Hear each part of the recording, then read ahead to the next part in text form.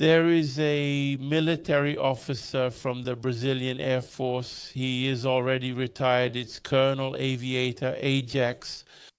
He recently gave an interview sharing information about his career when he was a pilot in the Brazilian Air Force, talking about aircraft that he knows a lot about. But at a certain point, Ricardo Beccari, who is the host of these other podcasts, he asked Colonel Ajax if he had ever seen an unidentified flying object, and he said yes. He told the story and added that he met Major Gilberto Zani de Mello when he was active, and this Major Gilberto Zani de Mello once spoke with him about the collection of unidentified flying object materials that were taken to São José dos Campos, which is something unprecedented in Brazil. He is practically the first Air Force officer to mention unidentified flying object materials, non-human materials, that were sent to São José dos Campos. I mean, the result, he doesn't know what it was, but he publicly stated in a podcast this kind of situation, that the material was taken there. This is huge for Brazilian ufology because it's a confirmation of what we already knew and what the documents here today are also proving, that unfortunately Brazilian society is deceived in these matters, or at least a lot is withheld from people about the unidentified flying object phenomenon, I think all over the world, right? Yeah, I think so, don't you?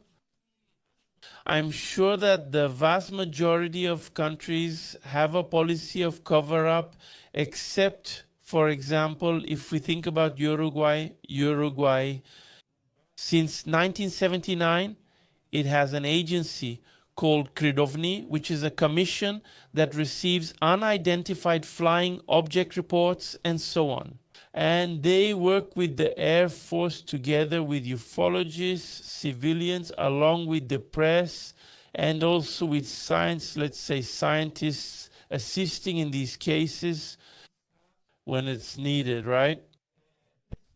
Let's suppose they need to analyze something, so they have it available. Cridovni has existed since 1979. It seems to me that it's a bit more flexible, a bit more open in these matters. Although in the conclusions they reached about the phenomenon, even published in books, right? Done by military personnel there in Uruguay. They say that only 3% of the reported cases are really anomalous phenomena that they can't explain. Other phenomena that are reported there are often completely explainable. From the perspective of what we know, in terms of conventional aircraft, in terms of atmospheric or astronomical phenomena, right, which sometimes also get confused with drones, right, weaponry or even equipment, planes, spies, things like that. Nowadays, we see that it's really in fashion, right? With the rumors of war and everything else. We often see the use of technologies that we never even imagined existed, right? And now we're seeing them being used with a lot of force, right? By the countries. And then people say, oh, but we already had that. It could be that in some cases, UFOs reported in the past were actually these objects known by the military, but that weren't disclosed until now. Look, here's something that's also interesting for us to think about. In the past, the unidentified flying object phenomenon was called a flying saucer, which became a pretty pejorative term over the years. Then it became more commonly called unidentified flying object, right? In English, and now more recently, from 2022 and 2023 onwards, the term unidentified anomalous phenomenon caught on, which is English. And in Portuguese, it would be fenómeno anómalo não identificado, or unidentified anomalous phenomenon. What I'm trying to say is, possibly the change in the name of the unidentified flying object phenomenon is increasingly making it less moralized. You discard a term that's already tainted and introduce a new one. But the term unidentified anomalous phenomenon, why? It's interesting because it doesn't just include UFOs, it also includes, for example, drones, spies, and UFOs, and also atmospheric and astronomical phenomena that have not yet been detected or are not yet known to science.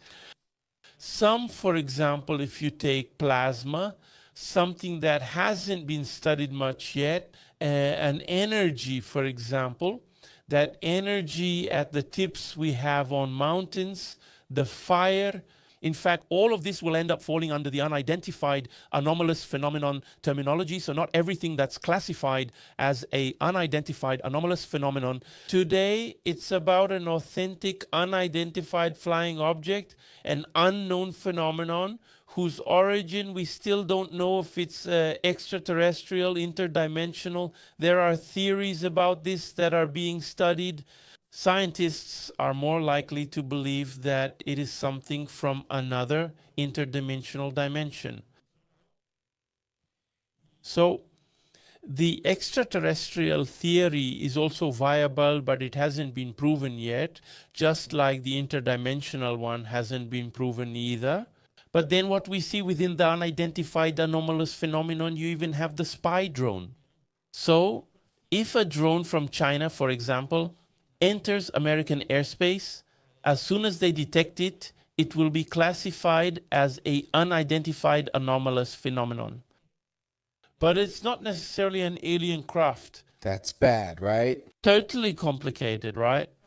Because it gives you more room to say, look, it's this thing or it's that other thing. And then you can cover up, hide it from the public in a softer way. What did you have in the past? The unidentified flying object. So the unidentified flying object is something completely different, related to what we study in the unidentified flying object phenomenon in ufology. Now today, the unidentified anomalous phenomenon has become a bit complicated. Sometimes we might be talking about the unidentified flying object phenomenon, but we could also be talking about a drone or about a different phenomenon that hasn't been cataloged yet. So it's much more complicated. This way, it's the way they found to cover up the phenomenon once again. Why is it necessary to hide, to cover up the phenomenon?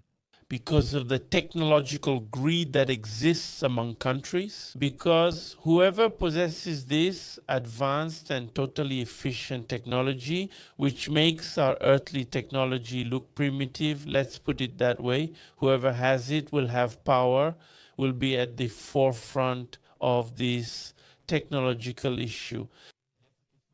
The fear is that another country will discover it. Exactly. It's really a space race.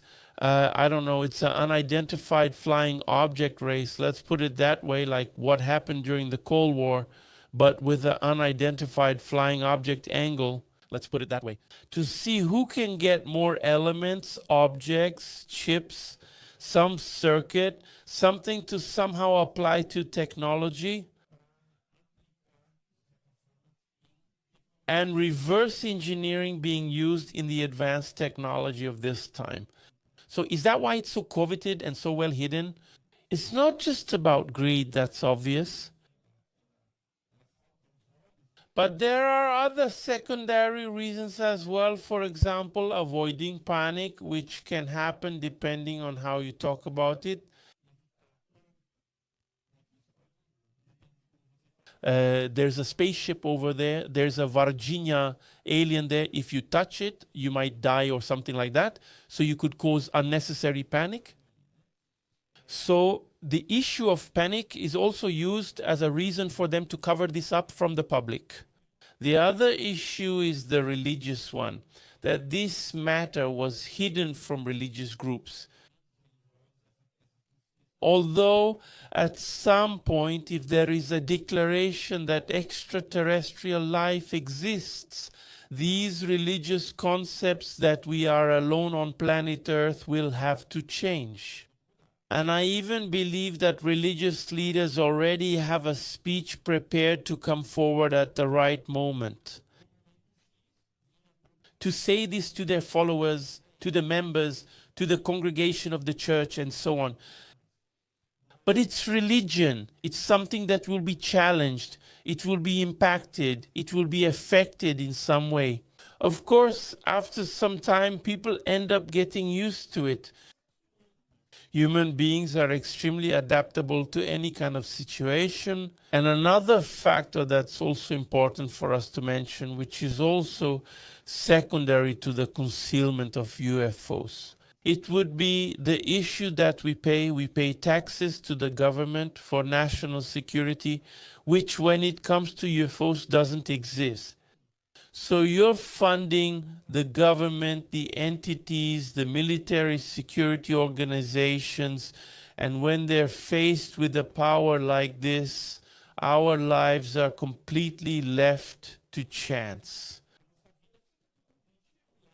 And then there's no tax that can pay for that. So if the government had already recognized the phenomenon as something real that's happening, it could open the door for several lawsuits from people who were harmed by this phenomenon. And they would blame the government, those security entities, and would demand a large sum of money for the harm they suffered. And they weren't able, in a way, to neutralize or control this phenomenon, because with the technology we have, it's really not possible to control this phenomenon. It's something totally insignificant and small compared to the power they have.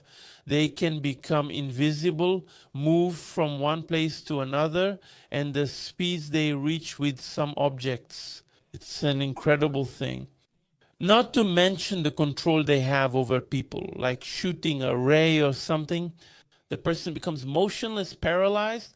What kind of technology is that which we haven't developed yet?